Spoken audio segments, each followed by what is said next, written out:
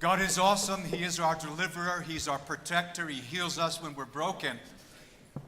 But sometimes this time of year, with the holidays, it can all get a little bit muddled. And the message today, I hope, will help us to have our focus in the right place.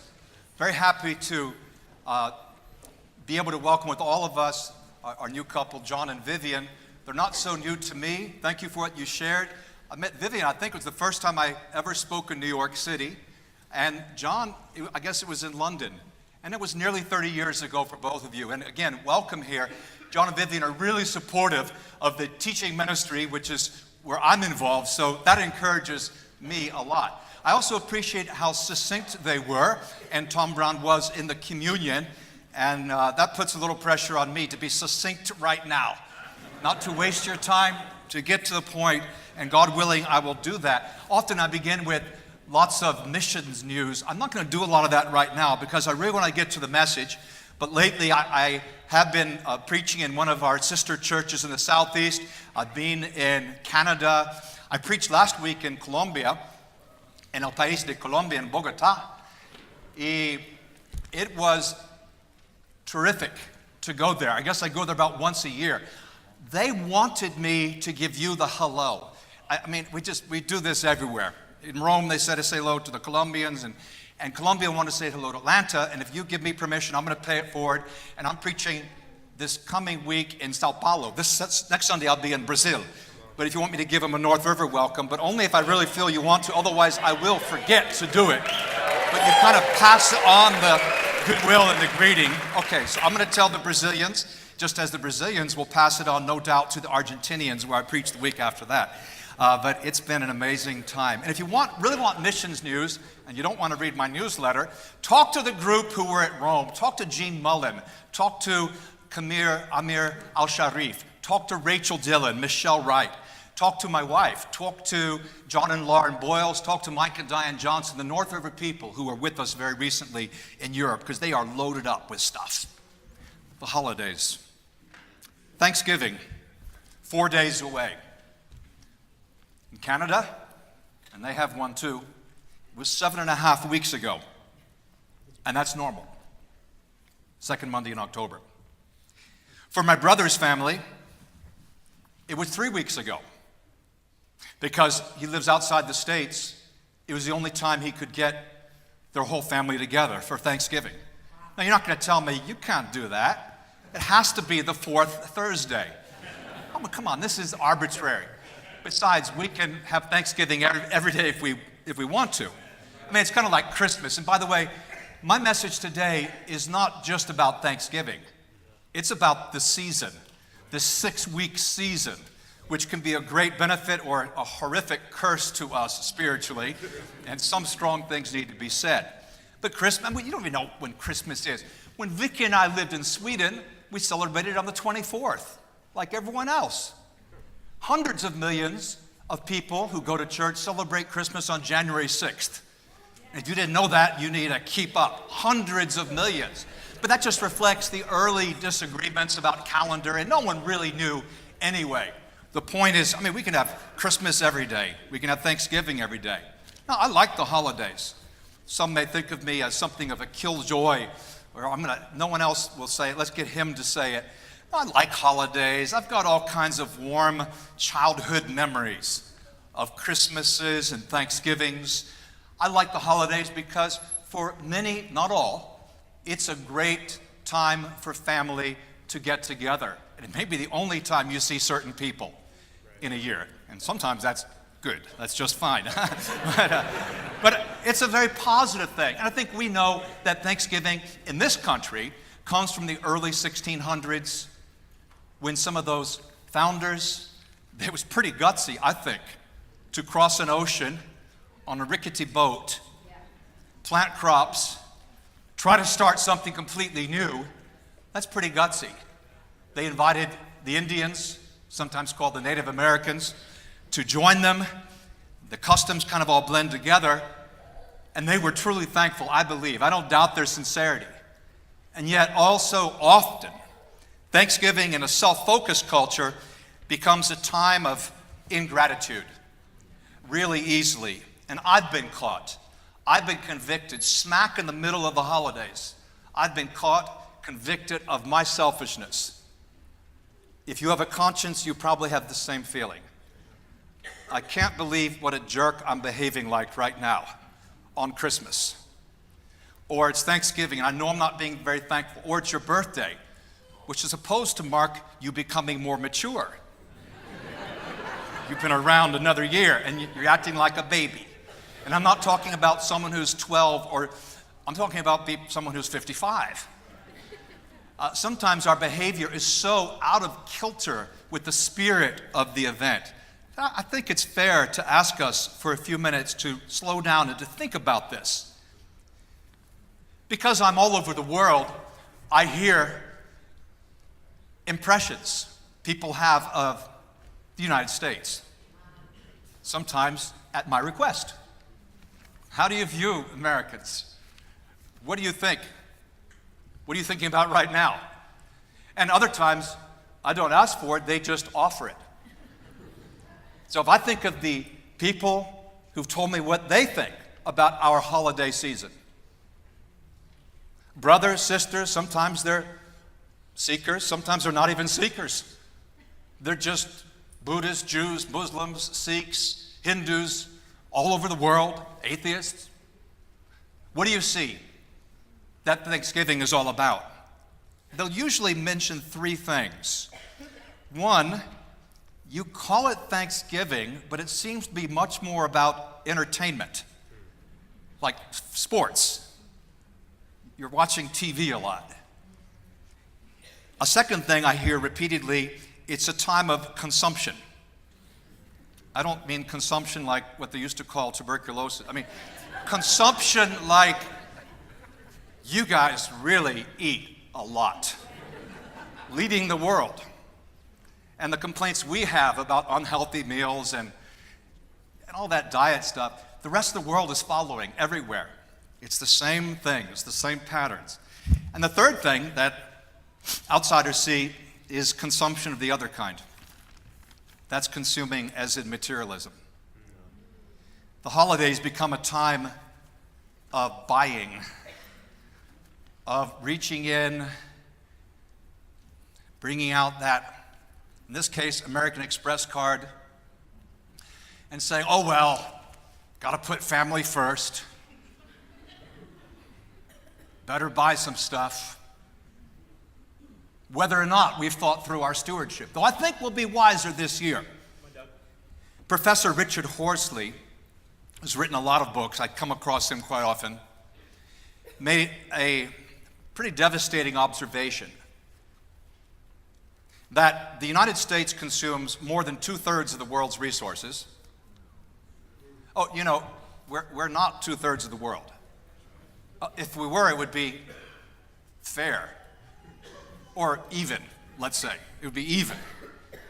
But, you know, I mean, we're 300 and something million out of 7 billion plus. So you can do the calculation on that. What is that? I mean, it's really not that much. 4.5%. Then 70%, 2/3 of the world's resources. And we tend to make 40% of our purchases between Thanksgiving and Christmas. You do a little multiplication and you see that something like 1/4 of the world's goods and services are purchased by Americans. Not just purchased by Americans, but purchased by Americans in November and December. But not even in 2 months, just in that span of a few weeks. This is the globe. This is in the face of global poverty. Yeah, that's why they wanted me to say this instead of someone else. And I'm not saying that Tom wouldn't have said it, Jeff would have said it. Jeff did say it a few weeks ago. He said, watch out. Luke 12:15, watch out. He hit it hard. I've heard Tom hit it hard. But I travel a lot, and I'm just telling you, these observations that outsiders make they're right on. They're spot on. It's about entertainment, me having a good time, being stimulated. It's about consumption, and it's about consumption. So I think we as a church need to talk about this. Beyond the level of the front page article in your bulletin, which is fine. It's a good article. But I think we need to go farther than that. And so the message, because the guys up in the sound booth, whom we all love and appreciate, and yet they record these messages, you have to call it something. So I just called it Holidays or Holy Days, because holidays or holy days will capture the message, which I hope will not expire between now and January, when this season, wonderful or brutal, depending when this season is over. A couple biblical sidelights. Of course, lots of cultures have harvest festivals and express their gratitude for the harvest, like the original Thanksgiving around here. And that certainly includes Jewish culture. People offered thank offerings. A thank offering, you didn't take a thank offering to God when you sinned against someone. This was completely free will. You know what they call the thank offering? They call it todah. Now, if you've ever been to Israel, todah is actually how you say thanks, even today in Israel. Todah, thanks. But in the Bible, todah is a thank offering. So you've got that sidelight. Thanksgiving is a major theme in the Gospel of Luke. 3 years ago on this stage, I did a Thanksgiving sermon from the Gospel of Luke. The link is still live, and you can hear it if you want to, if you want New Testament. Today is an Old Testament day. So many of the Psalms express gratitude and even use those words, thanks, thanksgiving. I will praise the name of God with a song. I will magnify him with thanksgiving, Psalm 69. I actually considered today taking my favorite Thanksgiving psalm, which is 107, and rewriting it.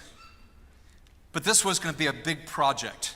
It would have been very personal, but it would have taken a lot of time, and it might have been too much of a message. But you might want to jot that down if you're taking notes, Psalm 107. It's great because God's people are reflecting on their experiences of rescue and God's goodness, and they're not trying to just say thanks very quickly, like saying grace before food. They're really expressing it beautifully. I've chosen a different psalm, yes, another psalm, and a very succinct one.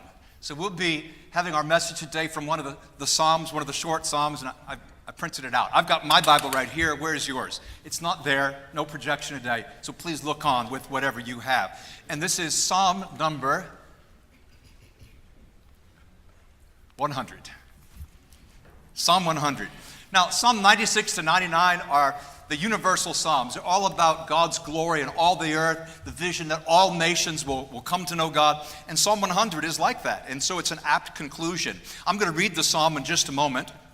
I see 7 imperatives in this psalm.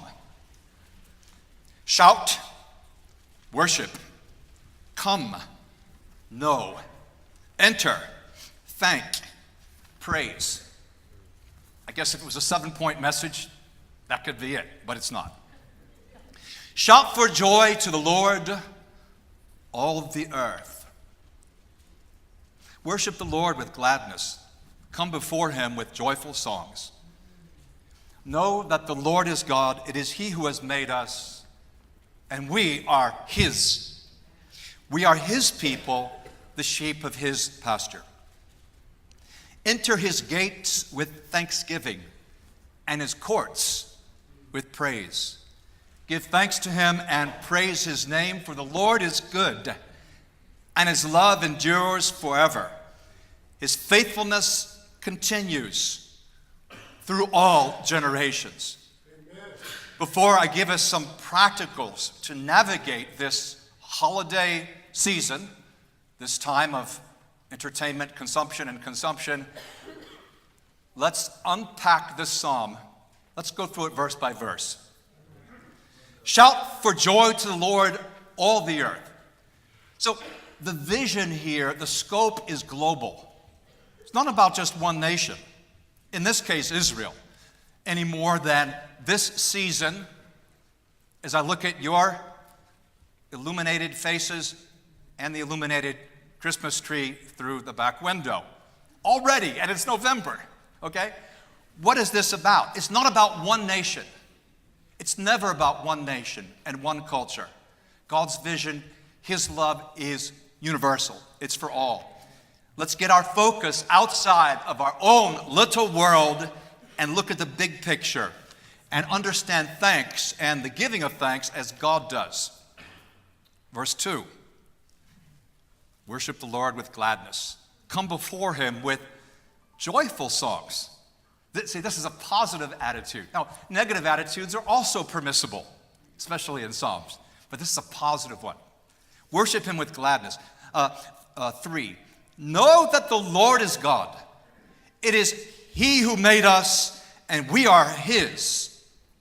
We are his people, the sheep of his pasture. Some of the old versions said, it is he that made us and not we ourselves. That was simply a mistranslation. This is the correct version. I can tell you why the Hebrew is not to be rendered that way in the fellowship, not now. Modern man has lost his way. We are so deeply confused about existential reality, who we are, where we come from, what is meaning in life, where are we going, what's it all about?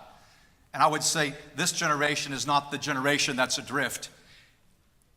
It started a long time ago.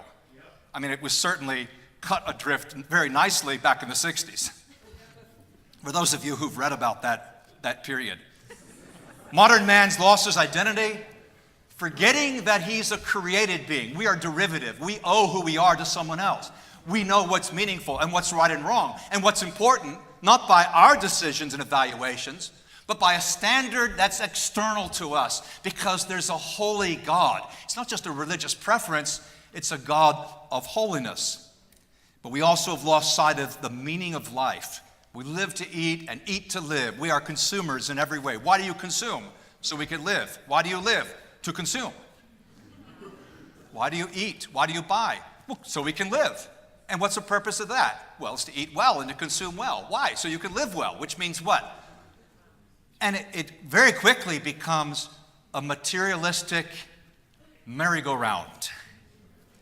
But God's making us, and it does say he made us, is not so much creating us as individuals. We'll look at those words, he made us. Oh yes, before I was born, when I was in the womb, he knew me, and he knew my every little finger, all the way back then.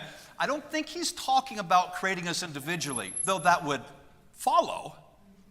I think when he says he's made us, he's talking about the people of God. God made us his people. God made us Israel. God made us his covenant community. We didn't do this. The body of Christ is in view for Christians.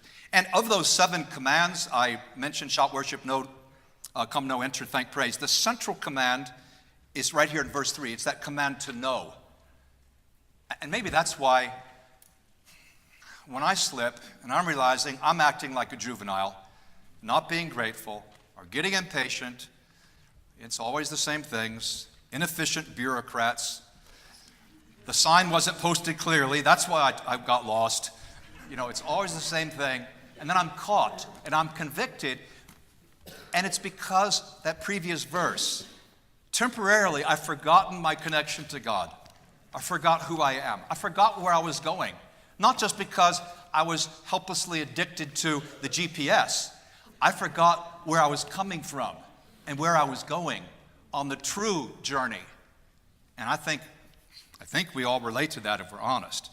Enter his gates with thanksgiving and his courts with praise. Give thanks to him. Praise his name.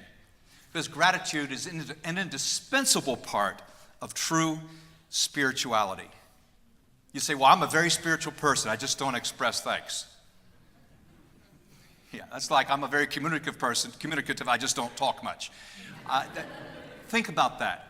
Thanksgiving is essentially bound up with being spiritual people. It's all over Jesus' teaching. It's all over the letters. It's in the book of Revelation. It's in the Old Testament. It's everywhere. And then, for the Lord is good, and his love endures forever. So he's telling us why we express thanks, verse 4, the reason for it, why it makes sense to express thanks, why we can be thankful. That's in verse 5. It says, for the Lord is good, and his love endures forever. His faithfulness continues through all generations. So those are some reasons we can be thankful. And also, it's kind of interesting, this verse is the only verse in the Old Testament where you find God's goodness, mercy, and faithfulness mentioned in the same verse. It's the only Old Testament verse that brings those three together. It's a very special psalm. Well, come, enter, know, worship, shout, praise, thank. What about Christmas? I'd probably be making the same points. I think the observations are the same. What about St. Nick? Don't have time to tell you about this 4th century Anatolian church leader. He lived in what would be Western Turkey. He was a real person in the 300s. And he was known for caring for the poor and giving gifts, but he's become something a little bit different now. I would just say, as in Esther chapter 10, true giving of gifts is from a sense of gratitude, happiness just for the gift of life itself. And that spirit of thanksgiving doesn't stop after November 27. The spirit of thanksgiving is to continue through every season of the year. How can we keep the thanks in Thanksgiving? How can we keep Christ in Christmas? How can we keep the holy in the holidays? So let me offer a few suggestions before we read the psalm one more time. I have tons of ideas, and you will have more. Make a list of the things you're grateful for. Just write a list. Do it alphabetically. I even started that this week, just to make sure that's not a burden. A is for, maybe it's someone you know named A. B is for, maybe it's a country. You know people in Belgium or Burundi or something. C is for, and you go all the way through. Certainly, we can find 26 things we're thankful for. Give it some structure. Thank God for the gift of life. Trace the theme of thanks in the Psalms. Use your search function or your concordance. Understand the tradition. So if we're observing Thanksgiving, and I realize that not everyone is from the United States, not everyone in this room will be observing Thanksgiving, but you cannot get away from it totally because it's everywhere. We need to make sure that we're actually thanking God and not just robotically acting out of tradition. I think even though in terms of world history, 4 centuries ago, whether it's Jamestown or Plymouth, the point would be the same. 4 centuries ago can feel like 4 millennia ago. It can feel very distant. Recently, remember the Rosetta mission? It landed a device on a comet. Where? Well, like way out. I mean, like out, like way out, like beyond Pluto, out. And you'd say, wow, that doesn't relate to me. That is so far away. And I believe when we really think about Thanksgiving, where it comes from, Christmas, what it means, we can have a cultural disconnect where we don't understand. And so let me ask you to consider this. One of those consumptions is the food consumption. I imagine that those settlers on this continent were grateful as the year wound to an end. They were grateful that the harvest came in and they wouldn't starve, that they wouldn't be emaciated or be so weakened with famine that they succumbed to something worse. I think the question was, how much weight am I going to lose this winter? Will any of my children die? How different to our issue. Well, after these weeks of holiday, I sure hope I can still fit in my clothes in January. Many people aren't even trying. They've just said, well, that's just the way it is, as though we had no choice, as though we couldn't really maintain the temple of the body. Gratitude not to starve, a matter of survival versus our issue. Are we going to put weight on in the holidays? And I remember when I was a boy, and for many years, my purpose at the great meals was to eat until it hurt, was to have more plates than anyone else. I clearly remember one Thanksgiving with a grandparent in New Jersey where I had sixths. Not 1 plate of turkey and veggies, not 2, not even 5, but 6. How did you feel? Absolutely horrible. I would eat until I was so stuffed I would pop like a tick, as my mother used to put it. Why would I do that to myself? Well, why would you? Well, you wouldn't maybe have 6 all in a row. You'd slow it down, do it over a 10-hour period. But the effect is the same. Is that righteous? Is the issue of gluttony off limits for Christians? This is not the discussion of body shape or a body mass index. This is not a discussion of diet. This is not a discussion of exercise. There's so many opinions. It's actually one of those in the Middle Ages, the 7 sins, the really serious sins. Gluttony. It's a sin. We can control it. Otherwise, it couldn't be a sin. You have blondish brown hair. Wait, I can't help it. That's genetically programmed unless you went somewhere and cheated. Okay, that's your hair color. Maybe this Thanksgiving, Christmas, we should determine to eat perhaps 50% of what we would normally eat. You think that's crazy, huh? You'd still probably be eating more than you normally do. Invite someone to our meal. Yes, I'm planning to invite my daughter. She'll come to the meal. No, I'm talking about someone that no one would expect you would invite. Maybe someone from a different social class. Maybe it's someone in this room who doesn't have a place to go. Yeah, but that might change the dynamics to have that extra person. You're right, it might change the dynamics. That's exactly why we should consider it. Other ideas.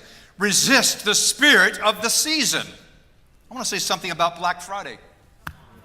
I was flying back, last weekend I was in Colombia, and I got there Friday night. Monday morning, I was at the airport coming back. So I'm in Bogota at the airport, and all over, I see these signs, Black Friday, Black Friday.